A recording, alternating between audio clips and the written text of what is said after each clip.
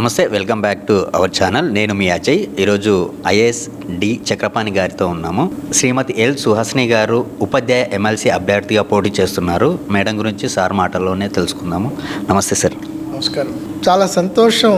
సుహాసిని గారు ఈ ఎన్నికల్లో టీచర్ ఎమ్మెల్సీగా పోటీ చేస్తున్నారని విని I was very happy. Suhasini గారు నేను కమిషనర్ ఇంటర్మీడియట్ ఎడ్యుకేషన్లో ఉన్నప్పుడు ఆవిడ గోదావరికని జూనియర్ కళాశాలకి, ప్రభుత్వ జూనియర్ కళాశాలకి ప్రధాన ఆచార్యులుగా ఉన్నారు.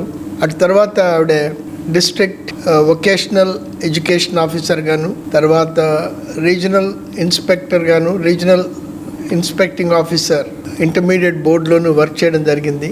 నాకు సుహాసిని గారు ఎందుకని జ్ఞాపకం అంటే, ఆవిడ ప్రిన్సిపల్గా ఉన్నప్పుడు నేను అక్కడ 2-3 కార్యక్రమాలను నిర్వహించడం జరిగింది. ప్రత్యేకంగా సుహాసిని గారి కోరిక మేరకు అక్కడ కొన్ని సమీక్షా సమావేశాలను నిర్వహించడం, అక్కడ మిగిలిన కళాశాలల్లో ఉన్నటువంటి ప్రధాన ఆచార్యుల వారిని, జూనియర్ కళాశాల అధ్యాపకుల్ని పిలిపించి అక్కడ కార్యక్రమాలను ఏర్పాటు చేయటం, కొన్ని శిక్షణ తరగతులను కూడా ఏర్పాటు చేయడం జరిగింది. అందువల్ల రాష్ట్రంలో, అవిభక్త రాష్ట్రంలో ఉన్నటువంటి 711 కళాశాలల్లోనూ నాకు ప్రిన్సిపల్గా జ్ఞాపకం ఉండి ప్రిన్సిపల్గా గుర్తు చేసుకునే కొద్దిమంది ముఖ్యమైన వ్యక్తుల్లో శ్రీమతి సుహాసిని గారు ఒకరు.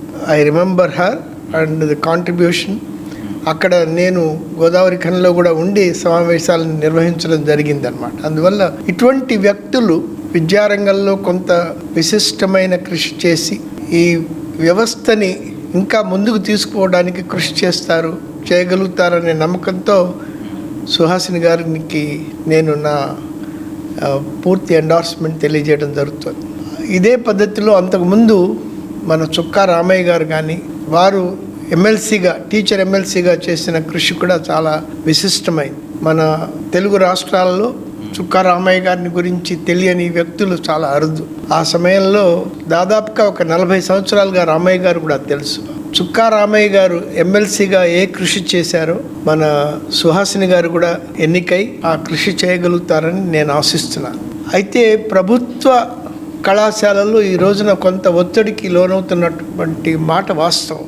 ముఖ్యంగా విద్యార్థుల యొక్క వ్యక్తిత్వం తీర్చిదిద్దటంలో అధ్యాపకులు ఇంకా తమ వంతు పూర్తి సహాయ సహకారాలని అందించవలసిన అవసరం ఉంది. వారి యొక్క జనరల్ నాలెడ్జ్ని కానీ, సాంకేతిక పరమైనటువంటి అంశాలని కానీ, తర్వాత వ్యక్తిత్వాన్ని, రాజకీయాల్లో ఏర్పడుతున్నటువంటి కొన్ని పెడధోరణుల్ని తిరిగి మరల్చగలుగుతారనే ఆశ సుహాసిని గారు లాంటి వాళ్ళు ఈ పబ్లిక్ లైఫ్లో ఉంటే కొంతవరకు అయినా జరుగుతుందని నేను ఆశిస్తున్నాను. సార్, సుహాసిని మేడం గారు ప్రత్యేకంగా కొన్ని పాయింట్స్ మేనిఫెస్టోలో ఇచ్చారు.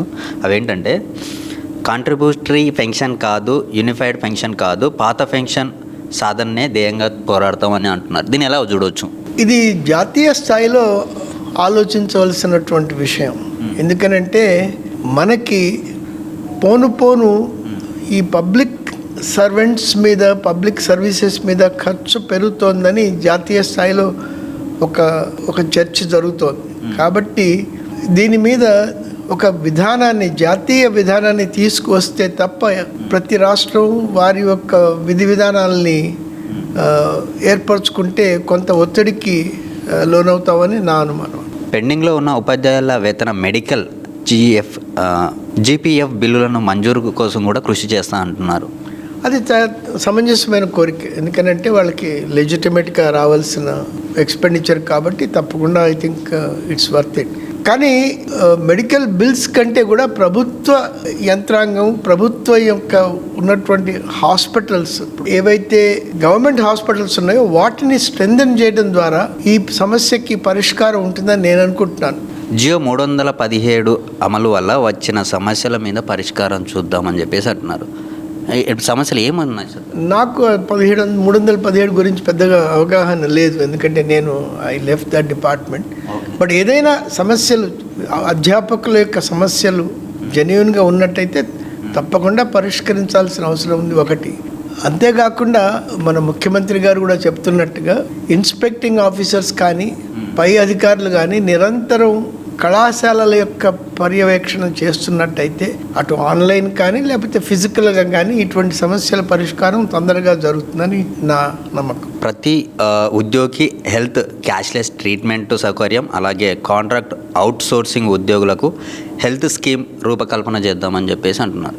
ఇది చాలా లెజిటిమేట్ కోరికలండి. ఎందుకంటే వాళ్ళు చాలా సంవత్సరాలు వాళ్ళ దగ్గర నుంచి మనం సర్వీసెస్ పొందుతున్నాం. వాళ్ళని కూడా దాదాపు మిగతా వారితో సమానంగా వారికి ఈ సౌకర్యాలు కలిగించడం చాలా మంచి ఆలోచన. అది తప్పకుండా నెరవేర్చుకోగలుగుతారని నేను ఆశిస్తున్నాను. రాష్ట్ర బడ్జెట్లో 20% నిధులు విద్యారంగానికి కేటాయించేందుకు రాజీ లేని పోరాటం చేద్దామని చెప్పేసి అంటున్నారు. ప్రతి సెక్టర్లోనూ వారి ఆలోచనల ప్రకారం కోరికలు సహజం. వాటితో ఇన్ఫ్రాస్ట్రక్చర్ కానీ, తర్వాత మరి మిగిలిన వసతి కానీ, ఐటీ ఇన్ఫ్రాస్ట్రక్చర్ కానీ క్రియేట్ చేయడానికి మరి కొంత హితోధికమైనటువంటి సహాయం అవసరం. వాటితో పాటు ఉన్న వసతుల్ని, ఉన్న సౌకర్యాలని, ఉన్న ఫెసిలిటీస్ని ఇన్ఫ్రాస్ట్రక్చర్ మేరకి ఇప్పుడు ఆన్లైన్లో ఎన్నో కార్యక్రమాలు జరుగుతూ ఉంటాయి. వాటిని కూడా ఉపయోగించుకునే పనితీరుని ఆ శిక్షణని ఏర్పాటు చేయాలి. స్కిల్ యూనివర్సిటీ ఒకటి వచ్చింది. ఆ స్కిల్ యూనివర్సిటీ తరఫున ఏ కోర్సెస్ని మనం ఏర్పాటు చేసుకోవచ్చు. అదే పద్ధతిలో ఐఐటీస్, ముఖ్యంగా ఐఐటి హైదరాబాద్, ఐఐటి చెన్నై, అటు విద్యార్థులకి ఇటు అధ్యాపకులకి ఎన్నో ఐటీ సంబంధించిన శిక్షణా కార్యక్రమాలని, సర్టిఫికేషన్ కోర్సెస్ని ఏర్పాటు చేస్తున్నాయి.